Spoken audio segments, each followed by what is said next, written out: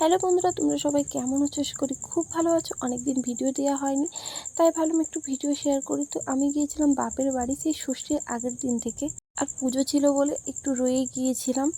তারপর মাম্মার পাপা গিয়েছিল পুজোর দিন, মানে চাকরনের দিন, সেই দিনই মাম্মাকে নিয়ে একটু গিয়েছিলাম রাত্রে। তারপর পুজোর দিন দেখো এখানে পুজো দিতে এসেছিলাম সেজে গুজে। তারপর মাম্মাও এসেছিল, কিন্তু মাম্মা ঘুরছিল না। আর পুজোর মণ্ডপটা দেখো কত সুন্দর সাজানো হয়েছিল। তারপরে দেখো আমাদের পরের দিন, যেহেতু এতদিন নিরামিষ চলছিল, হয়ে গিয়েছিল একটু ফ্রাইড রাইস আর চিলি চিকেন। আমি বসেছিলাম। তারপর তো আমার বর গেল স্নান করতে। এখানে এলে নদীতে স্নান করাটা আমার বরের মাস্ট, কারণ ওখানে তো নদী নেই।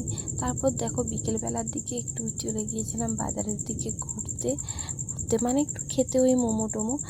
ওখানে যেয়ে মাম্মাকে বললাম যে বলে দাও একটু হাই। তারপর ওখানে একটু বলে দিল হাই, আর এখানে বসেছিল মোমো দিতে, যেহেতু দেরি হচ্ছিল। তো তোমাদের ভিডিওটা কেমন লাগলো অবশ্যই জানিও, ভালো লাগলে লাইক করো, টাটা।